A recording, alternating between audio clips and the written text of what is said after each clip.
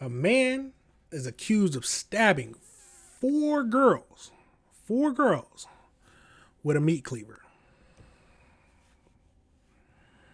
It's a crazy world out here. Now let's get right into it. Young girls are recovering from a horrific attack after they were stabbed and slashed with a knife and a meat cleaver. And police say it was a relative who did it. Police say it could have been worse if it weren't for the bravery of one of the victims who, despite her injuries, called 911 before police responded and shot the suspect. Eyewitness News reporter Darla Miles live in Bensonhurst with more on this story. Darla. David, there's still a small police presence at the home of that family, large extended family who lives inside of this home.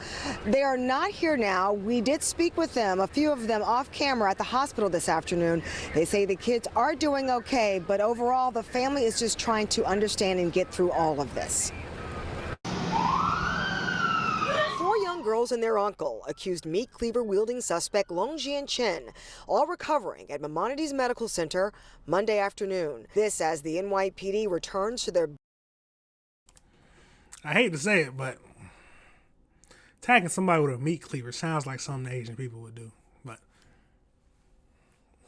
it just sounds like in any kind of movie. I mean, it might just be American movies. Because anytime somebody's fighting, they'll definitely pull out a meat cleaver. But this is a very sad story. I hope we'll see how the girls are doing. Bensonhurst home today. Investigators now reviewing grisly and dramatic body cam video of an NYPD lieutenant and his driver coming to the rescue Sunday morning. The girls, ages 8, 11, 13, and 16, police say, were all attacked by their 49-year-old uncle. Police today now looking through his past hospitalization. It's always the crazy uncle. The uncles in your family, when you was younger, the parents tell you to stay away from. Jesus. For schizophrenia and his history of mental illness. It is still unclear at this point exactly what led to yesterday's series of events, but investigators say the 11-year-old girl managed to get away from the attack, locking herself in a room, giving her the opportunity to call 911. That lieutenant, hearing screams upon arrival, literally kicking down the door to gain entry into the apartment, according to the NYPD. Chen, who police say had a meat cleaver in hand, is shot 3 times, once in the head, twice in the torso. The victims and the accused suspects, who were under the same roof during the attack, are now again under the same roof recovering, expected to survive their injuries. Now, there was also a 12-year-old boy inside of the home at the time. He managed to escape and run down the street, so he was unharmed. So he was able to get up out of there? I don't know the circumstances, but run when you need to. Also learned that the 16-year-old victim is the suspect's daughter. Reporting live in Bensonhurst, Darla Miles, Channel 7 Eyewitness News. That is crazy. The 16-year-old is the daughter. Jesus. That is insane. Very insane. Now, they also did a press conference. Now, let's get into that.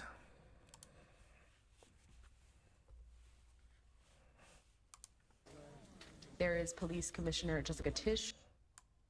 I switched from due dates to due dates, and it made me go from weeks behind to weeks ahead of my deadline. You see, I used to just bedrot all day getting nothing done. There is Police Commissioner Jessica Tisch walking up to the microphone. Let's listen in. Good? Good, Frank? All right. Good afternoon. I'm Commissioner Jessica Tisch. I am joined today by Chief of Department John Schell, Assistant Chief Frank Giordano from Patrol Borough Brooklyn South, and Deputy Chief Rohan Griffith from our Force Investigation Division. A horrific scene this morning inside a Bensonhurst home in the 6-2 precinct and a family devastated by unspeakable violence. The information I'm about to provide is preliminary, and it is, of course, subject to change. At approximately 10:15 this morning, a heartbreaking call came into 911 for an assault in progress. The 11-year-old caller stated that she and her siblings had been stabbed by her uncle. She did not know her address. Quick-thinking police communications technicians at the 911 teach your kids their address. Like, they need to know that from a very early, as soon as they can remember it, tell them where to find the address, have it written down so they can know if they ever need to contact the police. Call center use the technology at their disposal to get an address from the location of the phone that the child was using. Based on that information, officers responded to 1671 84th Street in the confines of the 6-2 precinct. When officers and EMS arrived, they were led into the first floor by an uninjured child and led into a small vestibule facing 2 more doors. At that point, they heard screams coming from behind the door to their left and immediately began forcing their way into the apartment, kicking down the door. Gotta break that Once door they down. entered, they encountered a man standing near the entrance holding a large meat cleaver covered in blood, and they could see blood on the floor and the walls of the home. The officers ordered the man to drop the weapon several times. He refused and advanced towards them. 2 officers discharged their firearms, firing 7 total rounds between them and striking the subject, ending the threat. This encounter is captured on body-worn camera video. Inside the apartment, officers found 4 female victims aged 16, 13, 11, and 8. All had serious slash and stab wounds, and responding officers and EMS provided emergency medical care on scene before the victims were removed to Maimonides Hospital. At this time, all 4 children, thank God, are expected to survive, but this could have ended very differently. Officers and EMS arrived at the door within minutes of receiving the 911 call. Their fast, decisive action, pinpointing the location and taking down the door, absolutely saved the lives of these young girls, and I was proud to tell them as much. Did the little boy who ran, did he not go and seek help? But we'll see.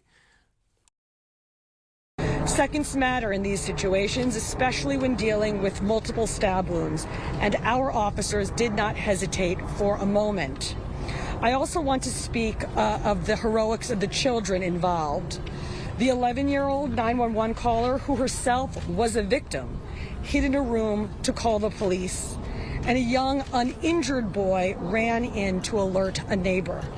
Our cops were removed to Lutheran Hospital for evaluation, and I visited them there a few moments ago to check on them and to personally thank them. I am happy to report that they are going to be fine. Here's what we know about the perp at this time. His name is Lung Chen, 49 years old. His exact relationship to the victims is under investigation, but we believe that he is a relative. He was also treated on scene and transported to Maimonides Hospital in critical condition. 2 knives were recovered, 1 large cleaver in Mr. Chen's possession, and another bloody knife was found in another room. So they didn't kill him? You would have. Obviously, the motive behind this horrific attack is still under investigation, and we will provide more information when we have it.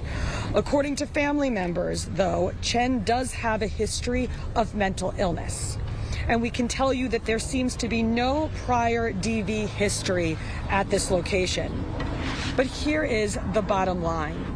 Right now, we have 4 children who are still alive because of the quick thinking and decisive action of your NYPD officers and EMTs.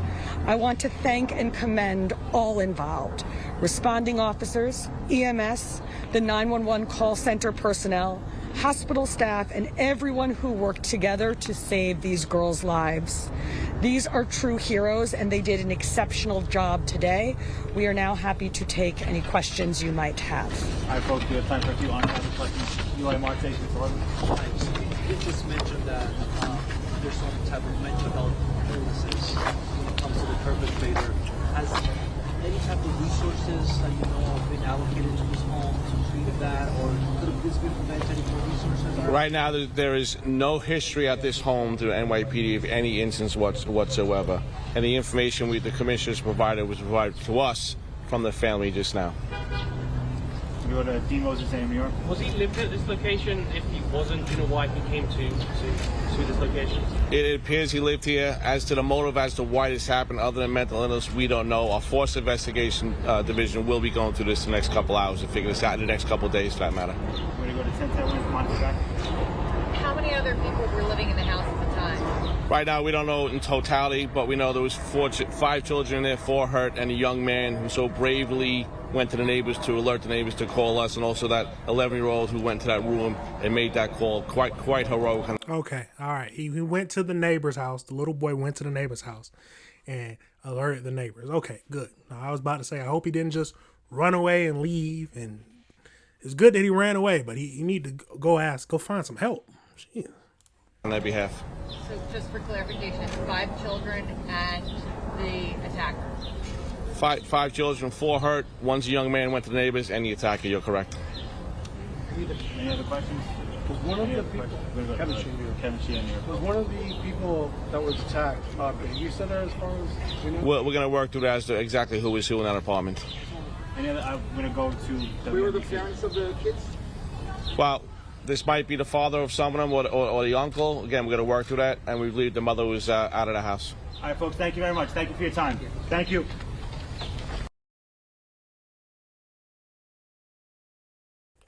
Now that is it's a very sad thing to think about. We need to make sure we just keep the girls in our prayers. Keep the girls in our prayers, and hopefully they are going to be very traumatized from this. We're going to have to get counseling for them. I wonder if the uncle, the dad, is going to survive. Dealing with someone with mental illness, especially schizophrenia, can be very dangerous. I have people in my family with schizophrenia, but can't imagine anything like this happening. But probably wasn't on his medication. All right, everybody, to remember, this is AC Reviews the Word. Remember to like and subscribe.